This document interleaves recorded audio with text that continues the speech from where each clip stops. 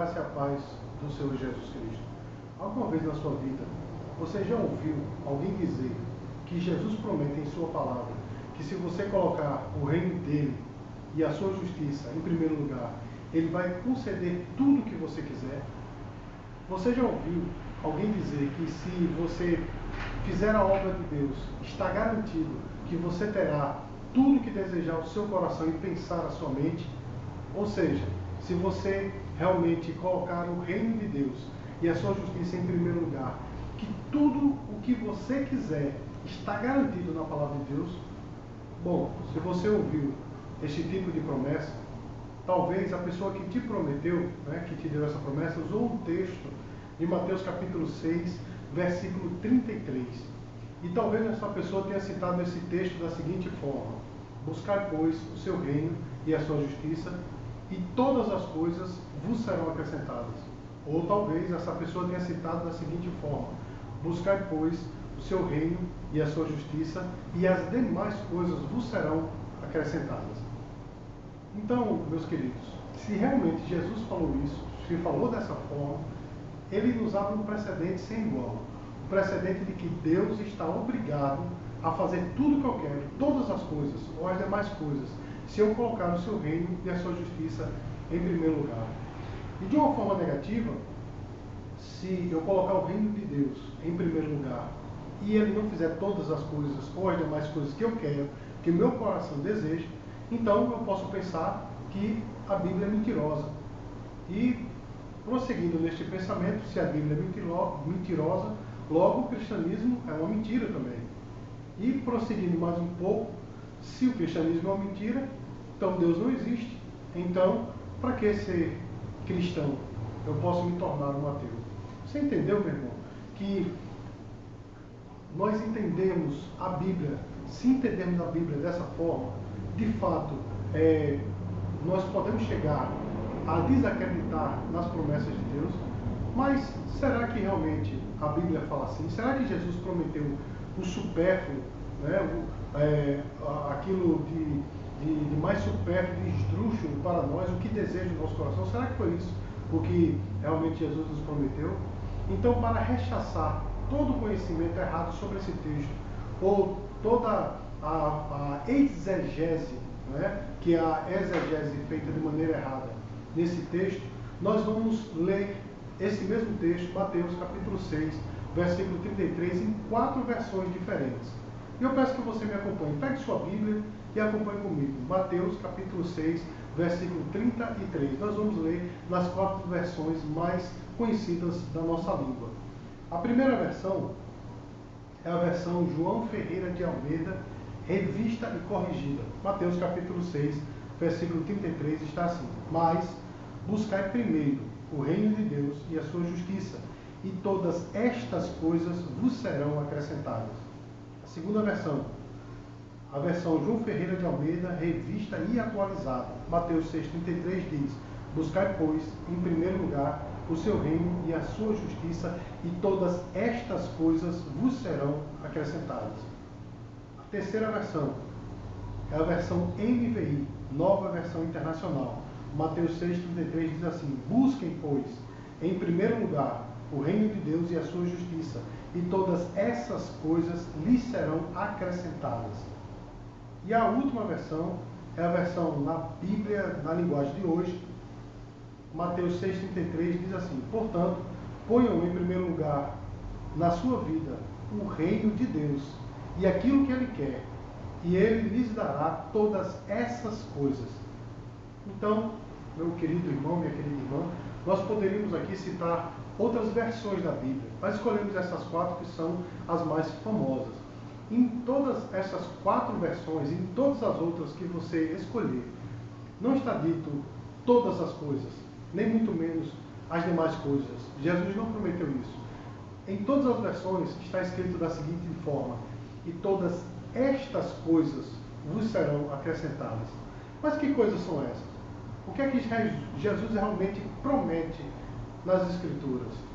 Então, meus queridos, para que nós possamos realmente compreender a palavra de Deus, nós temos que usar uma regrazinha básica da hermenêutica, a regra de avaliar o contexto.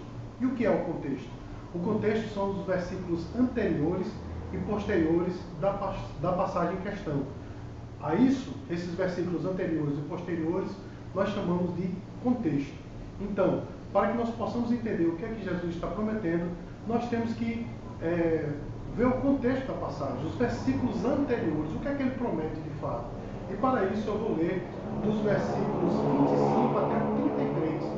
Nós vamos ler em apenas uma versão, na versão revista e corrigida. Acompanhe comigo. Mateus capítulo 6, versículos de 25 a 33.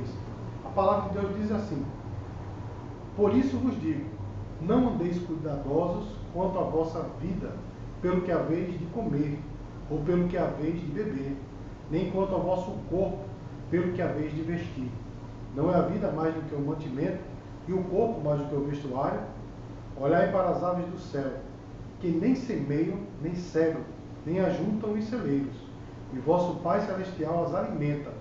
Não tendes vós muito mais valor do que elas?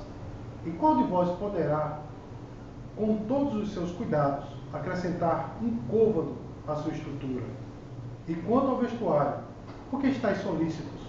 Olhai para os lírios do campo, como eles crescem, não trabalham nem fiam. E eu vos digo que nem mesmo Salomão, em toda a sua glória, se vestiu como qualquer deles. Pois se Deus assim veste a erva do campo, que hoje existe e amanhã é lançada no forno, não vos vestirá muito mais a vós, homens de pouca fé? Não andeis, pois, inquietos, dizendo: que comeremos? Ou que beberemos? Ou com que nos vestiremos? Porque todas estas coisas os gentios procuram. De certo, vosso Pai Celestial bem sabe que necessitais de todas estas coisas.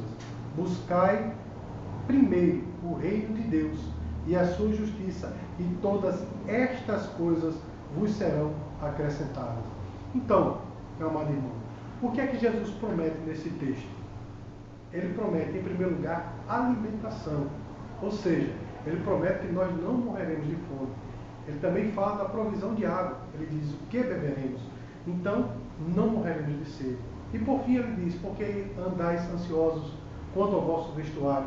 Então ele promete o suprimento de roupas. Ou seja, nós não ficaremos sem roupa. Olha só, meu amado irmão, minha amada irmã. Com o advento da teologia da prosperidade, algumas pessoas acham que nesse texto nós podemos auferir ou aferir de Deus algum ganho, né, físico com esse texto. Mas o Senhor, Ele não promete o supérfluo, Ele não promete as coisas esdrúxulas, Ele promete o suprimento das necessidades. Olha o que o apóstolo Paulo fala em Filipenses capítulo 4, versículo 19. Ele diz: meu Deus suprirá todas as vossas necessidades, conforme as suas riquezas na glória em Cristo Jesus. Então, meu amado e minha amada, a promessa do Senhor é concernente ao suprimento de necessidades. Que eu e você, meu irmão, possamos buscar, de fato, crescer, né, socialmente, estudando, trabalhando. Deus vai nos dar, de fato, com certeza, o poder para nós conseguirmos tudo o que nós quisermos. Porém, com esforço, nós vamos obter com o nosso trabalho, com a nossa sabedoria, nós vamos, de fato, conseguir tudo o que queremos. Mas a promessa do Senhor é de que Ele vai suprir as nossas necessidades. Meu irmão, cabe a nós entendermos que o Senhor Jesus, Ele de fato quer que nós estejamos convictos de que a nossa vida não vale muita coisa aqui na terra, mas a nossa espiritualidade é outra coisa. Observe o que está escrito em 1 Timóteo capítulo 6, versículos de 7 a 10. Porque nada trouxemos para este mundo, e manifesto é que nada podemos levar dele. Tendo, porém, sustento e com que nos cobrirmos, estejamos com isso contentes. Mas os que querem ser ricos caem em tentação, e em laço, e em muitos desejos loucos e nocivos, que submergem os homens na perdição e ruína. Porque o amor ao dinheiro é a raiz de toda espécie de males. E nessa cobiça, alguns se desviaram da fé e se traspassaram a si mesmo com muitas dores. Meu irmão, na verdade, o que a Bíblia está nos prometendo é o suprimento de necessidades. Nada além disso. E qualquer outra coisa que nós queiramos oferir nessa terra nós temos que fazer segundo o seu propósito na nossa vida, de trabalhar e de nos esforçar. Deus disse a Adão: Adão, tu ganharás o teu sustento com o suor do teu rosto. Então nós vamos ter tudo que nós quisermos, trabalhando e nos esforçando para isso. O Senhor promete o suprimento das nossas necessidades. E como nós acabamos de ler, todos aqueles que querem ficar ricos, todos aqueles que têm essa ansiedade, eles se transpassam por muitas dores, porque o amor ao dinheiro é a raiz de todos os males. Então, meu irmão, que eu e você possamos trabalhar, nos esforçar, estudar, para ter tudo que nós quisermos. Deus vai nos ajudar, mas a sua promessa é de fato concernente ao suprimento das nossas necessidades. Essa é a interpretação correta desse texto.